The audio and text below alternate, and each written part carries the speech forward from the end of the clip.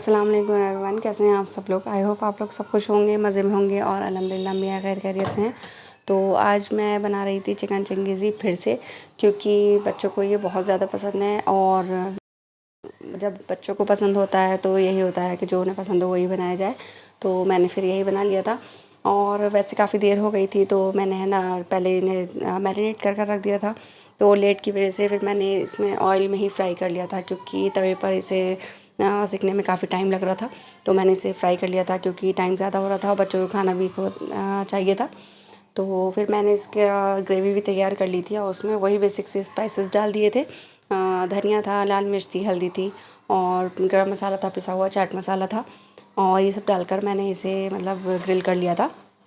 और फिर जब इसका रिलीज़ हो गया था ऑयल, तो मैंने इसमें लास्ट में क्रीम भी डाल दी थी। और ये घर की क्रीम थी, यानी दूध की जो मलाई होती है वही थी, तो मैंने वही डाल दी थी। और बहुत अच्छा टेस्ट आ रहता है इससे भी, कोई फ़र्क नहीं पड़ता कि बाज़ार की हो या घर की हो। बहरहाल चिकन रेडी हो रहा था और जब तक इसका ऑयल सेपरेट नहीं हुआ था तो मैंने इसे ऐसे ही चला कर भून लिया था। और बहुत अच्छा टेस्ट आया था, जल्दी में बना हुआ था लेकिन फिर भी बहुत अच्छा हो गया था। और वैसे ऐसी चीज़ें चिकन वगैरह अगर पहले से बना कर रखो तो उनका ज़्यादा टेस्ट पड़ता है। और यहाँ मेरा आ गया था पार्सल, जो मैंने नॉवेल ऑर्डर किया था वो आ गया था। और ये ना ऑनलाइन भी था, लेकिन ऑनलाइन पढ़ने में मुझे वो बात नहीं लग रही थी जो मैं वैसे पढ़ती थी। और शादी से पहले मेरा यही रूटीन हुआ करता था कि मैं नॉवेल वगैरह पढ़ती थी काम वगैरह निपटा कर, क्योंकि पहले फ़ोन वगैरह तो थे नहीं, तो टाइम पास के लिए यही होता था। तो आप ही भी और मैं, हम दोनों कभी कभी मिलकर पढ़ते थे और कभी कभी इतना वेट करना पड़ता था हमें इसके लिए। और बहुत अच्छा नावल था ये। मेरे पुराने दिन याद आ गए थे। उस टाइम की ना अलग ही बात थी कि मतलब आपके पास फ़ोन वगैरह कुछ नहीं होता था टाइम पे पास करने के लिए, तो बस ये मैगज़ीन का सहारा होता था। और मैं आ गई थी अम्मी के यहाँ, 2 दिन के लिए आई थी वैसे मैं अम्मी के यहाँ, सैटरडे और संडे। तो फिर मेरी भाभी ने कहा था कि आप ऊपर ही आ जाइएगा, ऊपर खाना खा लीजिएगा। तो मैं वहीं आ गई थी। और इतनी बारिश हो रही थी बहुत ज़्यादा, और बारिश के बाद पता नहीं क्यों मतलब हर जगह ऐसी चिपचिप सी हो रही थी। और बेचारी हेल्पर भी साफ़ करते करते परेशान थी और उसने ये सारा घर क्लीन कर लिया था। तो मैं भी एक साइड बैठ गई थी, क्योंकि पैरों के निशान किसी को अच्छे नहीं लगते हैं जब कोई घर साफ़ करता है। तो मैं फिर आ गई थी भाभी के पास अंदर रूम में। और लंच उन्होंने तैयार कर लिया था। लंच में उन्होंने हरी मिर्च कीमा, एग और दाल बनाई थी, फरारी दाल। तो हम लोगों ने लंच एंजॉय किया और मम्मी वगैरह सब साथ में ही बैठकर खाना खा रहे थे और बहुत अच्छा लग रहा था, सब लोग साथ में थे।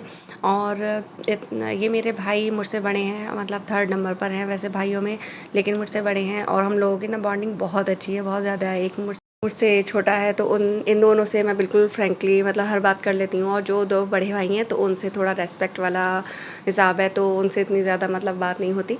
लेकिन इन दोनों से बहुत ज़्यादा हंसी मजाक रहता है, बहुत ज़्यादा। यहाँ भाभी ने कुकर में चढ़ा दिया था सब कुछ, वो बना रही थी दलीम बिरयानी और मतलब लगी हुई थी वो।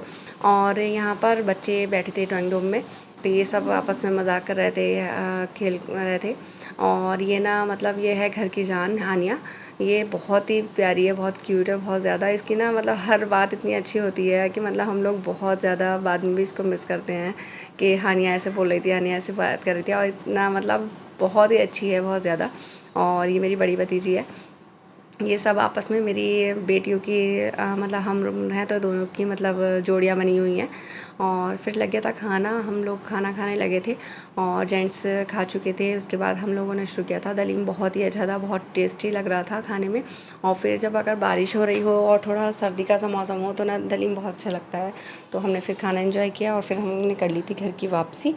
तो हम आ रहे थे वापस घर पर और टाइम कहाँ गुजर जाता है पता ही नहीं चलता। सैटरडे संडे ऐसे गुजरे थे मेरे कि मुझे पता ही नहीं चला था बिल्कुल भी। और बच्चे भी मतलब बहुत ज़्यादा एक्साइटेड रहते हैं नानी के घर जाने के लिए वैसे भी।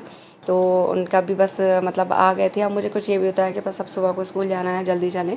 तो फिर मैंने बस ये कहा था कि चलो चलते हैं।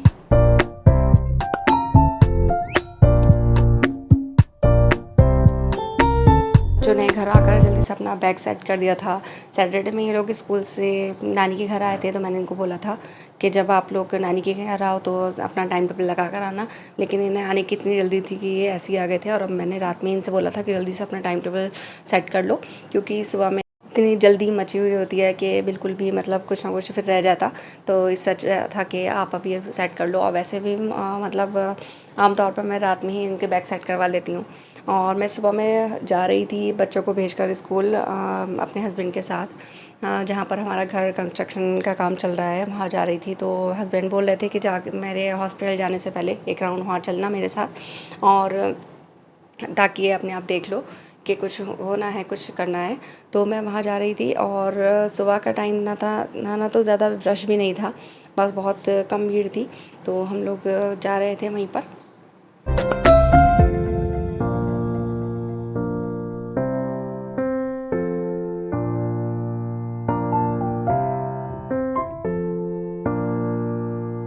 मेजन्स वगैरह आए हुए थे और काफ़ी बिखरा बिखरा सब कुछ सामान था, क्योंकि अभी काम चल रहा है तो ऐसे ही था। हस्बैंड ने भी उन लोगों को इंस्ट्रक्शन दे दिए थे। फिर हम लोग आ गए थे घर और मैंने कर ली थी लॉन्ड्री। बच्चों की ना वाइट ड्रेस पड़ी हुई थी मशीन में, तो मैंने जल्दी जल्दी उन्हें भी वॉश कर दिया था, क्योंकि बारिश के मौसम में ना कपड़े बहुत मुश्किल से सूख रहे हैं।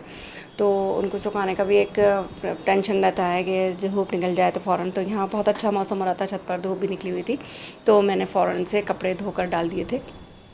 और ना बच्चों की ड्रेस का सबसे ज़्यादा फ़िक्र रहता है, क्योंकि चेंज होकर मतलब पहननी होती है ना, कभी वाइट पहननी होती है, किसी दिन ब्लू होता है, तो उसी के हिसाब से ड्रेस को मतलब रेडी करना पड़ता है।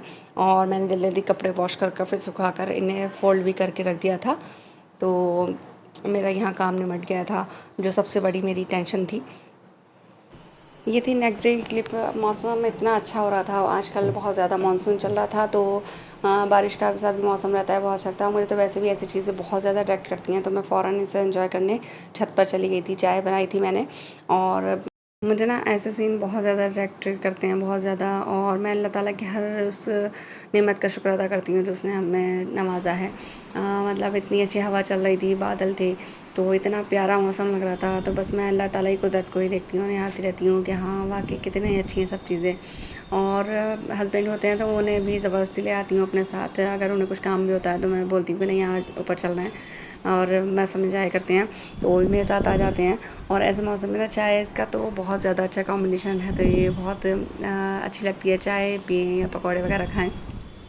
तो मैं यहाँ पर अकेली थी, क्योंकि तो मैं बस खाली चाय ही बनाकर लेकर आ गई थी, और चाय मेरी फिनिश होने वाली थी। चाय इतनी अच्छी लग रही थी पीने में। और यहाँ ना एक पिजन था बैठा हुआ, पता नहीं क्या प्रॉब्लम थी उसे, वो उड़ ही नहीं रहा था। और जबकि ऐसा होता है कि हम लोग जैसे आते हैं तो एकदम ये परिंदे वगैरह उड़ जाते हैं, लेकिन पता नहीं वो डर नहीं रहा था, कुछ शायद तबीयत वगैरह इसकी ठीक नहीं थी। तो मैंने इसे कुछ डाला भी था बिस्किट वगैरह, तो इसने लिए नहीं थे। बस ये उड़ भी नहीं रहा था, बस ऐसे ही था। तो अगर हस्बैंड साथ में होते तो वो ज़रूर इसे उठाकर बिठा देते। मुझसे तो बिल्कुल भी कोई भी परिंदा पकड़ा ही नहीं जाता है। हद है कि बचपन में हम लोग मतलब मेरा भाई जो है मुझसे छोटा, वो चूज़े वगैरह ख़रीदता था, तो उसे बहुत शौक़ था, लेकिन मैंने आज तक कभी भी चूज़े को हाथ से नहीं उठाया है। क्योंकि मैं कभी भी अगर हाथ से उठाती हूँ, मुझे लगता है जैसे उसकी आंतें वगैरह सब मेरे हाथों में लगेंगी, फील सी होती हैं, तो मैं कभी भी नहीं उठाती। और फिर मैं क्या पढ़ने लगी थी कलाम पाक आकर, क्योंकि मुहर्रम भी स्टार्ट होने वाले थे, और मैं चाह रही थी जल्दी से मेरा कलाम पाक पूरा हो जाए, फिर मैं मुहर्रम में नए सिरे से शुरू करूं।